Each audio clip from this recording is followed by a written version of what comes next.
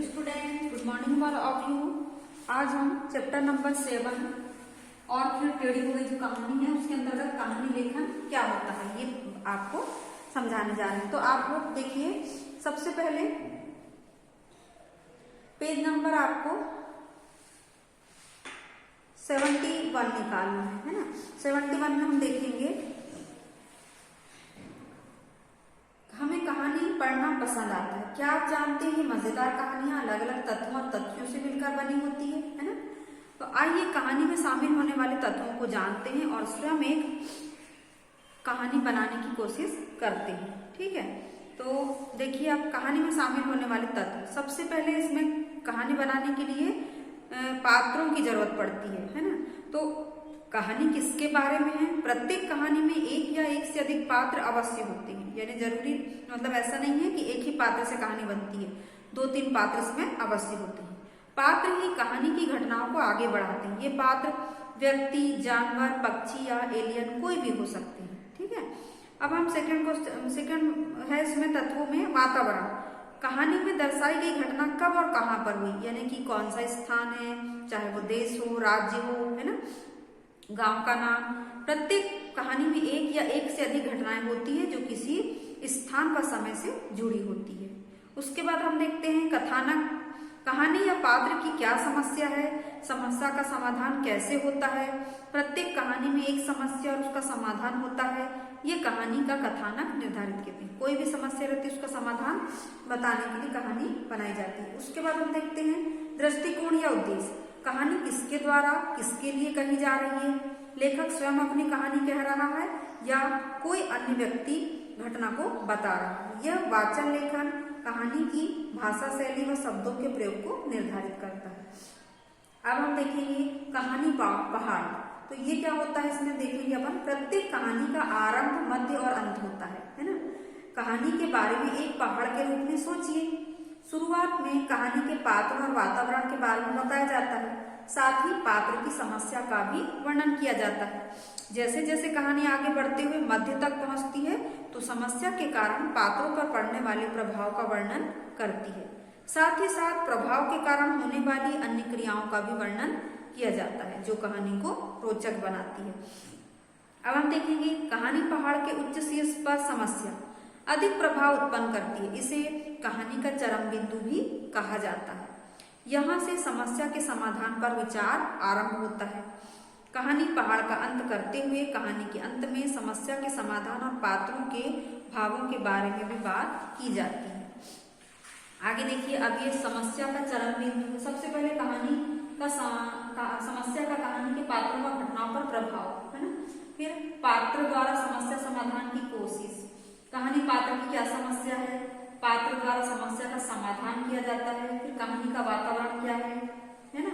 उसके बाद चरित्र, पात्र का भाव, खुश है या उदास। ये कहानी पहाड़ इसको बोलते हैं। ठीक है, आरंभ यानी कि नीचाई से ऊंचाई की ओर, आरंभ, मध्य और अंत। आइए हम अपनी एक कहानी लिखते हैं। अब इसमें है सबसे पहले कहानी के पात्र, जोजो भालू और गोगो हाथी। ठीक है, कहानी के पात्र जोजो भालू और गोगो हाथी। कहानी का वातावरण एक जंगल। कहानी की समस्या जोजो भालू की भूख, शहद की खोज। जोजो भालू को क्या लग जाती है, भूख, और वो किसकी खोज करता है, शहद की। अब हम देखेंगे कहानी का दृष्टिकोण। तो लेखक के दृष्टिकोण से कहानी में वह वे जैसे शब्दों का प्रयोग होता है। सबसे पहले देखिए, वे पीली, रसीली और मीठी चीज ढूंढने के लिए जंगल में घूमते हैं। फिर गोगो ने कभी शहद नहीं देखा, वह जोजो से शहद के बारे में पूछता है। जोजो बताता है वह पीला, रसदार और मीठा होता है ना। जोजो की भूख बढ़ जाती है पर उन्हें शहद नहीं मिलता। फिर तभी जोजो को भूख लगने लगती है और वह सिर्फ शहद खाना चाहता है ना। उन्हें पीला आम दिखता है, वे उसे चखते हैं। मीठा, रसीला गन्ना और केला भी खाते हैं। फिर क्या होता है देखिए, जोजो भालू और गोगो हाथी जंगल में घूमते घूमते बहुत दूर निकल जाते हैं, है ना।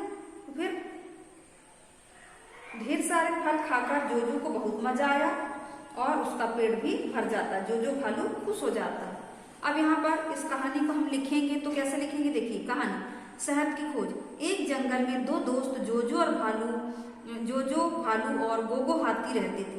वे दोनों यानी कि भालू का नाम जोजो और हाथी का नाम गोगो, वे दोनों हमेशा साथ रहते, घूमते और खेलते थे। एक दिन दोनों जंगल की सैर पर निकले और सैर करते करते बहुत दूर निकल गए। चलते चलते गोगो थक गया और उसे बहुत तेज भूख लगने लगी, पर जोजो तो केवल शहद ही खाता था। उसने गोगो से कहा कि उसे शहद खाना है। गोगो ने तो शहद का नाम पहली ही बार सुना था। उसने जोजो से पूछा, शहद वह क्या होता है, वह कैसा दिखता है? जोजो को गोगो की बात पर बहुत हंसी आई। उसने कहा, अरे तुम्हें शहद नहीं पता?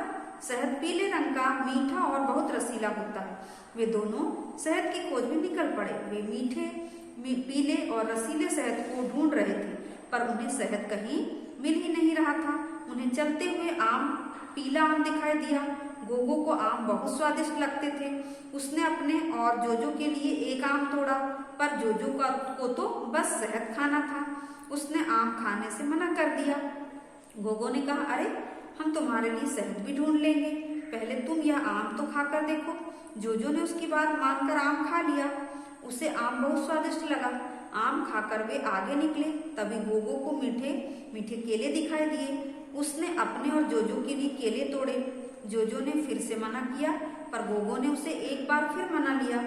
जोजो को केले भी बहुत पसंद आए। अब बारी आई मीठे रसीले गन्नों की। उन्होंने एक बार फिर मिलकर गन्ने खाए। जोजो ने शहद के अलावा इतने सारे फल पहली बार खाए थे। उसे फल खाकर बहुत मजा आया। उसका पेट भी भर गया था। बस जोजो और गोगो ने शहद की खोज बंद कर दी। इतने सारे नए फलों का स्वाद लेकर जोजो बहुत खुश हुआ। तो देखिए, अब आओ करें 11 आपको करना है। आपने आज तक बहुत सारी कहानियां पढ़ी होगी। अब अपनी एक कहानी लिखिए। कहानी के लिए पात्र, वातावरण, समस्या और समाधान सोचिए और उनकी मदद से नई कहानी की रचना कीजिए।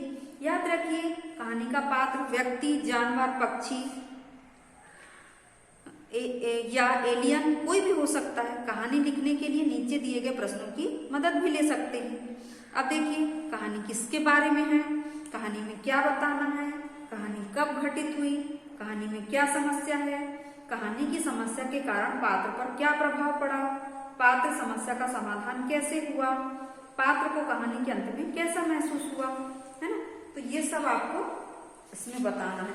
अब हम देखेंगे मेरी बारी 8, है ना, 8। इसमें देखिए 25 नंबर का पेज निकालेंगे सेकंड बुक में। इसमें देखिए 8 नंबर में, राकेश पहली बार दिल्ली से बाहर गया है। वह जिस स्थान पर गया है वहां की भाषा उसे नहीं आती। अब राकेश के सामने आने वाली समस्याओं, उनके समाधानों और भावों के बारे में सोचते हुए एक कहानी लिखिए। अपनी कहानी के लिए एक मजेदार शीर्षक भी लिखिए। ठीक है, तो ये आपको आज आओ करे मेरी बारी 8 भी करना है। अब आज की क्लास हम यही समाप्त कर रहे हैं और अगला जो है वो हम नेक्स्ट वीडियो में आपको बताएंगे। तो आपको आज क्या करना है, आओ करे 11 और मेरी बारी 8। धन्यवाद बच्चों।